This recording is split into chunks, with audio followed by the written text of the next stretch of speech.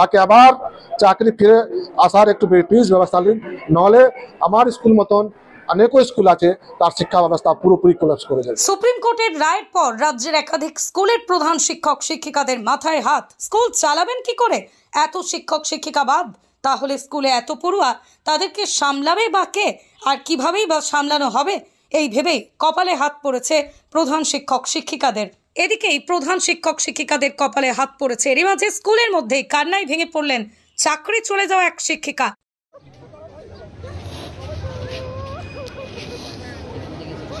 কলকাতা হাইকোর্টের রায় বহাল রাখল সুপ্রিম কোর্ট। চাকরি হারা হয়ে পড়লেন প্রায় 25,752 জন। তারই মধ্যে শান্তিপুর সূত্রাগড় গার্লস হাই স্কুলের 4 জন শিক্ষক সহ 1 জন গ্রুপ ডি কর্মী। এখন প্রশ্ন এখানেই যে 23 জন শিক্ষক শিক্ষিকার মাঝে 4 জন চাকরি হারার মধ্যে স্কুল চলবে কি করে? গোটা পশ্চিমবঙ্গ জুড়ে একাধিক স্কুলের প্রধান শিক্ষক শিক্ষিকাদের মাথায় হাত। তার মধ্যেই পশ্চিম বর্ধমানের দুর্গাপুরের নেপালিপাড়া হিন্দি হাই স্কুলের বাতিল হয়েছে 7 জন শিক্ষিকা সহ 1 জন শিক্ষক। এই অবস্থায় স্কুল চালানো অসম্ভব জানালেন স্কুলের প্রধান শিক্ষক। স্কুলে 33 জন শিক্ষক শিক্ষিকা রয়েছেন, এর মধ্যে 8 জনের উপর কোপ পড়লে স্কুল কিভাবে চলবে তা নিয়ে চিন্তায় স্কুলের প্রধান শিক্ষক ডক্টর কলিমুল হক। 4200 জন ছাত্রছাত্রী আছে স্কুলে।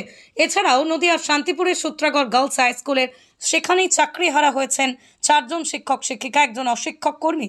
এর পাশাপাশি আপনাদের সামনে রাখবো মালদা শহরের বাল্য গার্লস উচ্চ বিদ্যালয়, সেখানেও চাকরি হারা 4 জন শিক্ষিকা এবং 1 জন অশিক্ষক কর্মী।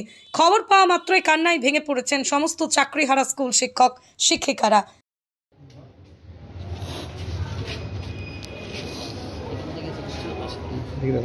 আমাদের যে লোনগুলো আছে সেই লোনগুলো আমরা এখন কি করে শোধ করব? আমরা যদি বেঁচে থাকি তো লোন দিতেই হবে, যদি মরে যাই তাহলে সেখান থেকে উঠাবো।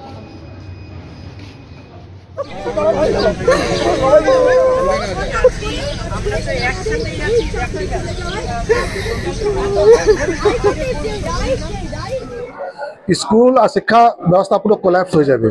যে আজকের নির্দেশ মহামান্য আদালতে এসছে,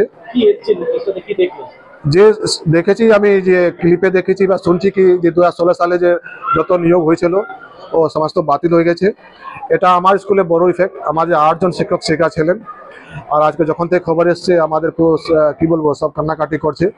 আমার স্কুলে 4200 পড়ুয়া আছে, তার মধ্যে মাত্র আমরা পার্মানেন্ট 33 জন শিক্ষক শিক্ষিকা ছিলাম। তার মধ্যে যদি 8 জন চলে যায় 25 জন বাঁচবে। আমি ভাবছি কীভাবে স্কুল চলবে। আমি যে মহামান্য আদালত তার যে অর্ডার তার উপরে আমি কিছু বলছি না, কিন্তু মহামান্য আদালতকে হাত জোর করে আমি আবেদন করছি যে আমি যে শুনেছি কি উনি টেন্টেড আর নন টেন্টেড ওয়ার্ড ইউজ করেছেন। যদি টেন্টেড আর নন টেন্টেড যদি সেপারেট হয়ে থাকে, যে টেন্টেড তাকে যে অ্যাকশন লেভেল নিন না, কিন্তু যে নন টেন্টেড যে স্বচ্ছভাবে চাকরি পেয়েছে তাকে আবার চাকরি ফিরে আসার একটু প্লিজ ব্যবস্থা নিন, নাহলে আমার স্কুল মতন অনেক স্কুল আছে তার শিক্ষা ব্যবস্থা পুরোপুরি কোলাপস করে যাবে। আমার নাম ডক্টর কলিমুল হক, হেডমাস্টার নেপালিপাড়া ইন্ডিয়া। ক্যামেরায় সুমিত দেবনাথের সাথে অরিজিৎ ঘোষালের রিপোর্ট, ক্রাইম বেঙ্গল, নদিয়া।